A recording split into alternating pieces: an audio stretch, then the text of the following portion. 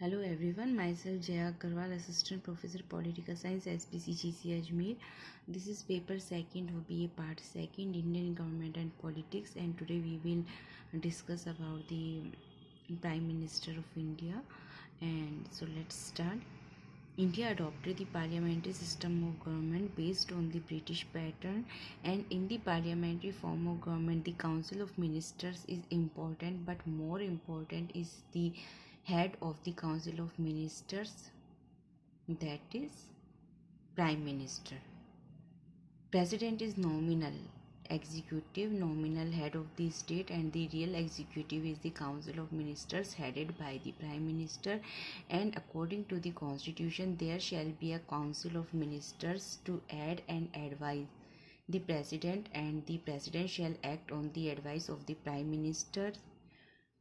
The President appoints such a person as Prime Minister, who is the leader of the parliamentary party which enjoys majority in the Lok Sabha. Lok Sabha, that is the lower house of the parliament. That's mean the parliament, the Prime Minister will be a candidate of the majority party in the Lok Sabha.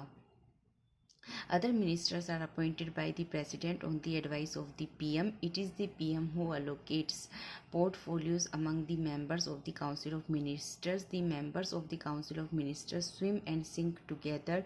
It is collectively responsible to the House of the People if no confidence motion is passed. If no confidence motion is passed, uh, even against a single minister, the whole Council of Ministers has to resign.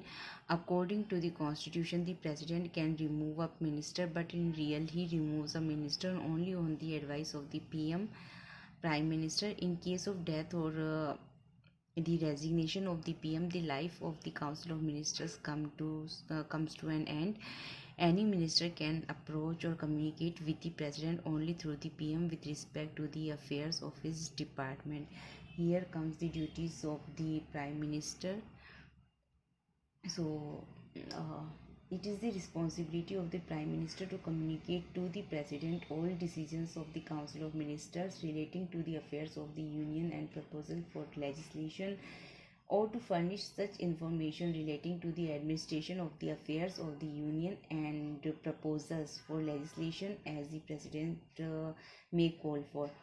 And if the President so requires, it is the responsibility of the Prime Minister to submit for the consideration of the Council of Ministers any matter on which a decision has been taken by a minister but which has not been considered by the Council of Ministers. So this is the position of the Prime Minister of India, as India has adopted the parliamentary form of government where we find two types of executives. First one is nominal head of the state and second one is real executive. So in India, therefore, the nominal head of the state is the president, and all the power waste in the hands of the president according to our constitution. But in real, it is exercised by the Council of Ministers headed by the Prime Minister. So the real executive here as Prime Minister, and he selects his Council of Ministers, and he allocates portfolios to them, and anytime he has the right to change the minister or to remove a minister from his post. And second one is that Council of Ministers is collectively responsible to the House of the People. Collectively responsible, that's mean collective decision taken by the Council of Ministers headed by the Prime Minister. Therefore, they are collectively responsible for that decision to the House of the People. And if no confidence motion is passed, even against a single minister, the whole Council of Ministers will have to resign. Therefore, it is said that the Council of Ministers swim and sink together, because collective decision, that's mean collective responsibility. And uh, here comes the duties of the Prime Minister.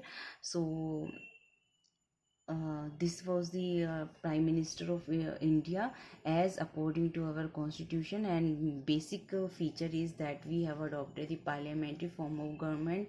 Therefore, in India, most of the pattern of the post and powers of the Prime Minister is similar to the British pattern, as we have adopted the similar system from the British system.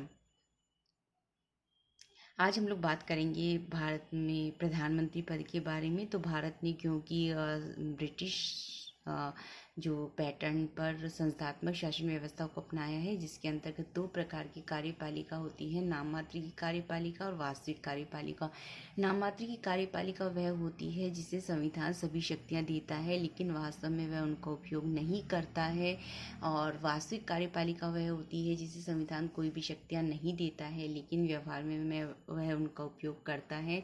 तो हमारे यहाँ पर नाम मात्र की कार्यपालिका राष्ट्रपति है और वास्तविक कार्यपालिका प्रधानमंत्री और उनकी मंत्री परिषद है। इनका कार्य होता है प्रेसिडेंट को एडवाइस करना, और according to the constitution president shall act on the advice of the prime minister. Prime minister होते हैं प्रधानमंत्री, वो अपनी मंत्री परिषद का चयन स्वयं करते हैं, और जो प्रधानमंत्री होते हैं वो ही उन्हें विभागों का वितरण भी करते हैं। और प्रधानमंत्री को ये पावर होती है कि वो एनी टाइम किसी भी मिनिस्टर को अपने पद से हटा सकते हैं, उनकी जगह पर नए व्यक्ति को वो मिनिस्टर पद पर नियुक्त कर सकते हैं।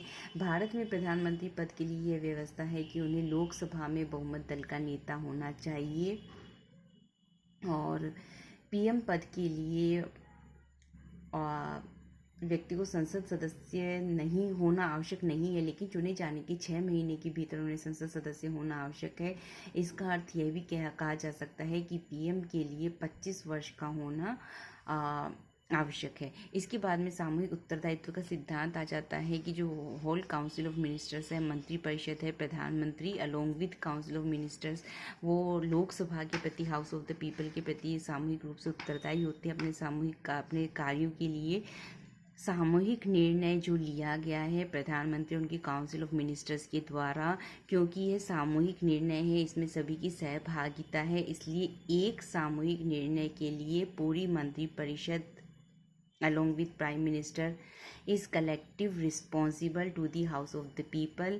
और यदि house of the people that is Lok Sabha, यदि वो किसी भी एक मंत्री के भी खिलाफ अगर वो अविश्वास प्रस्ताव पारित कर देते हैं, तो पूरी काउंसिल ऑफ मिनिस्टर्स है उनको रिज़ाइन करना पड़ेगा, उनको अपने पद से त्यागपत्र देना पड़ेगा, क्योंकि जब डिसीजन लिया गया था then it was your collective decision, आपका सामूहिक निर्णय था। और इसीलिए collective decision that's mean collective responsibility. इस प्रकार से ही हमारे यहाँ पर ये प्रधानमंत्री पद की व्यवस्था की गई है। और इसमें मेन बात यह है कि जो प्रधानमंत्री है हमारे यहाँ पर संविधान के अनुसार जो प्रधानमंत्री है वो राष्ट्रपति के प्रसाद पर्यंत अपने पद पर रहते हैं, और जब तक लोकसभा का उन्हें विश्वास प्राप्त रहता है तब तक वो पदासीन रहते हैं। इस प्रकार से इसके बाद में प्रधानमंत्री पद के कर्तव्य आ जाते हैं। प्रधानमंत्री का ये कार्य है कि वह संघ के प्रशासन और सभी जो विधायन है इस संबंध में राष्ट्रपति को ऐसी सूचनाएं दें जो कि वह मांगे। और इसके अलावा यदि मंत्री परिषद ने कोई ऐसा निर्णय लिया है, किसी एक मंत्री ने कोई ऐसा निर्णय लिया है, तो जो राष्ट्रपति हैं वो प्रधानमंत्री को रिस्पॉन्सिबल इस चीज़ के लिए बना सकते हैं कि वो जो होल काउंसिल ऑफ मिनिस्टर्स है, मंत्री परिषद है, उनके समूह को विचार के लिए उस निर्णय को रखें। तो प्रधानमंत्री यहाँ पर कर्तव्य आ जाते हैं कि संघ के प्रशासन और विधायन से संबंधित ऐसी सूचनाएं राष्ट्रपति को दे जो वो मांगे, और सेकंड, संघ के प्रशासन और विधायन से संबंधित ऐसी सूचनाएं वे स्वयं भी उनको टाइम टू टाइम उनको अवगत उससे कराते रहें, और किसी एक मंत्री के द्वारा जो निर्णय लिया गया है उसे वे सामूहिक जो मंत्री परिषद है उसके निर्णय के लिए रखें। That's all for today from my side. Thank you very much.